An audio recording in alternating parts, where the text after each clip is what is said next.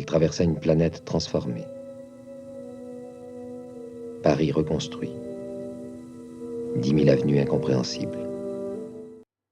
Toute la richesse du cinéma français à découvrir en ligne, un festival de courts-métrages francophones et La Jetée, film culte de 1962. Voilà pour le programme très francophone donc de cette émission 100% cinéma avec notre chroniqueur Thomas Borez. Bonjour Thomas. Bonjour Axel.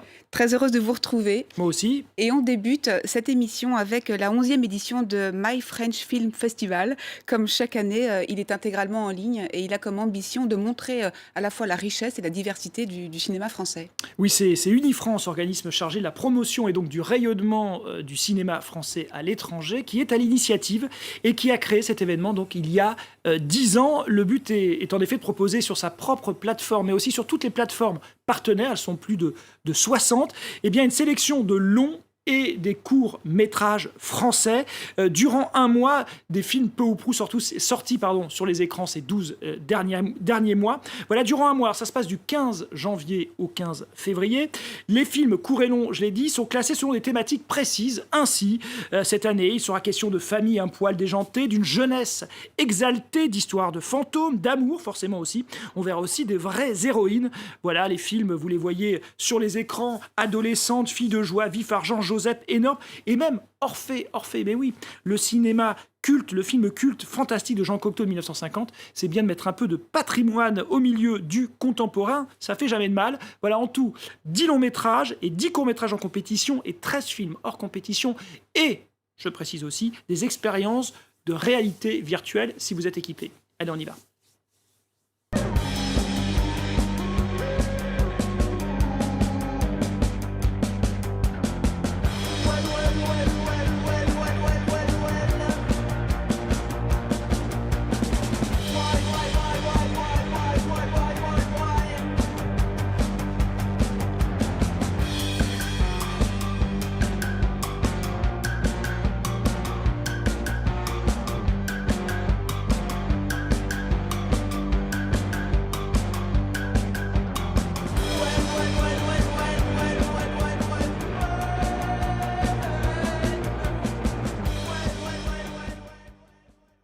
Et dans toute cette richesse, vous avez parlé de compétition, ça veut dire qu'il y a un jury. Et oui, on peut rien vous cacher, Axel, un jury international composé bien, de l'actrice et réalisatrice canadienne qu'on avait découverte dans les films de Xavier Dolan, Monia Chokri, également le réalisateur colombien Franco Loli qu'on avait reçu ici même pour son premier long métrage Rente Libyenne, il est colombien, la réalisatrice franco-algérienne Mounia Medour, césarisée pour son film Papicha, mais aussi le documentariste italien Gianfranco Rossi et la créatrice de costumes et productrice française Rosalie Varda. Voilà, alors pour participer, rien de plus simple, il suffit de se connecter au site du festival, My French Film Festival, et de choisir sa formule. Alors selon soit on choisit la séance à l'unité pour 1,99 € ou alors le pack 7,99 €. À noter que via l'Apple TV, le festival est disponible dans plus de 90 pays. Voilà, donc en 10 éditions, My French Film Festival sont plus de 250 œuvres découvertes par le public et 54 millions de visionnages enregistrés sur plus de 200 territoires. Rien que ça, Axel. Oui, c'est très ambitieux. Voilà. Un mot d'un autre festival entièrement dédié au court-métrage, cette fois francophone, là encore. Ça s'appelle Un point, c'est court. Et évidemment, crise sanitaire oblige, c'est en ligne. Voilà, du 15 au 23 janvier. C'est un festival qui se tient habituellement autour de la commune de Vaux-en-Velin, près de Lyon. Le festival démontre, je cite les organisateurs, ainsi la force fédératrice de la langue française, porteuse de valeurs humanistes et universelles pour toutes les générations. Voilà, à noter que chaque année, près de 3600 élèves de la commune de Vaux-en-Velin assistent à ce festival, créé, lui, en 2000. Voilà, cette édition 2021 en ligne, donc, se concentrera sur la seule compétition et les événements initialement prévus autour, carte blanche ou encore la nuit du cours, sont reportés à une date ultérieure. On l'aura compris pourquoi. Voilà, cette compétition est répartie autour de 4 programmes et en tout, 24 films sont proposés. Voilà un petit florilège.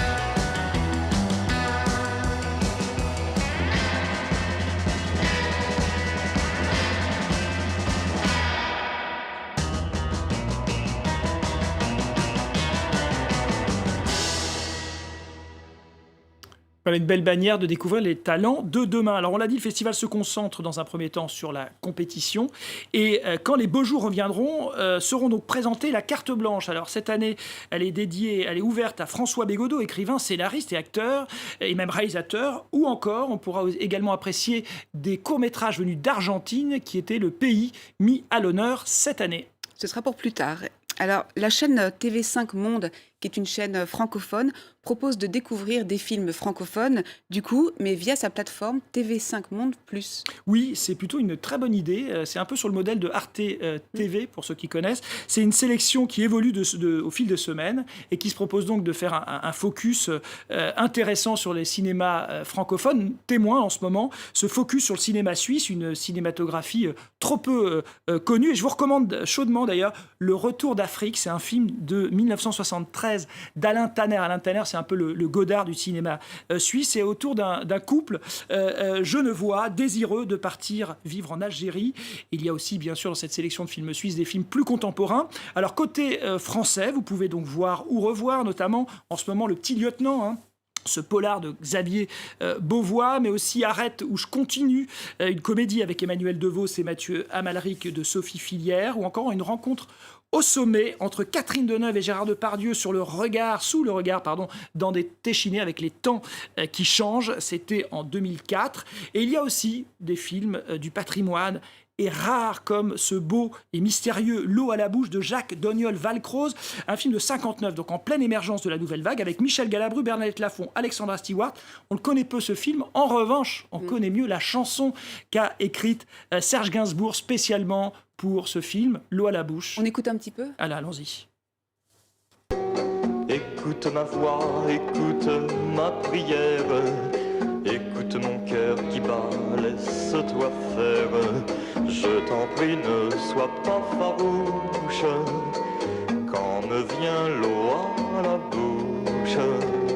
Je te veux confiante, je te sens captive, je te veux docile, je te sens craintive. Avec ces percussions que vous aimez tant. Les petites percussions Thomas. latines. Ouais.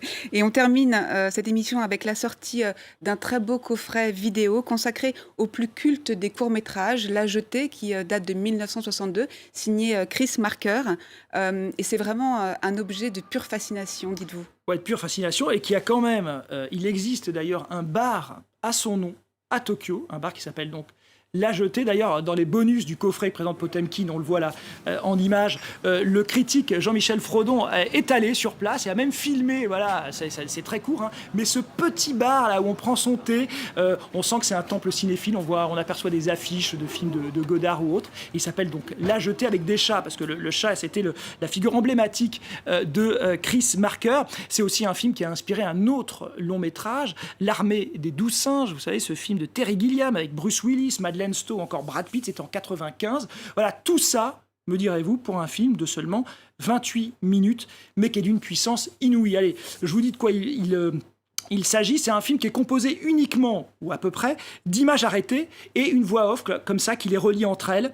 Il y a seuls quelques petits mouvements comme des battements de cœur qui sont perceptibles dans ce film absolument magnifique. C'est un film de science-fiction. Voilà, la Troisième Guerre mondiale a obligé la population à vivre dans des sous-sols.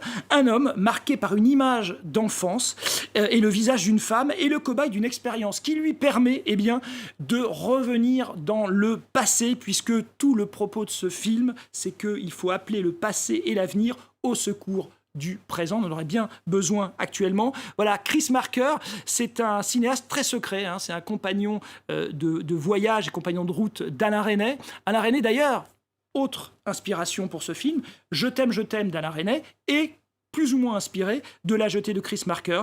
Voilà, Chris Marker, il est décédé en 2012, il a signé plusieurs films qui sont entre le documentaire et la fiction, on va plutôt parler d'essais.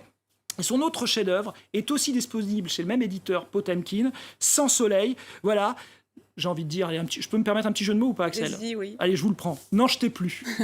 Merci beaucoup, Thomas. Merci à vous. Et à une prochaine. Merci à tous de nous avoir suivis. Merci à ceux qui ont rendu l'émission possible, au service culture et en régie. Et on se quitte avec un extrait de La Jetée, ce court-métrage culte que vous nous recommandez, Thomas. À très bientôt. À bientôt. L'avenir était mieux défendu que le passé. terme d'autres essais encore plus éprouvants pour lui, il finit par entrer en résonance avec le monde futur. Il traversa une planète transformée. Paris reconstruit. 10 000 avenues incompréhensibles.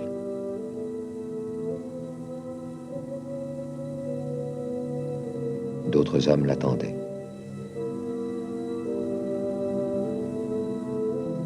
La rencontre fut brève. Visiblement, il rejetait ses scories d'une autre époque.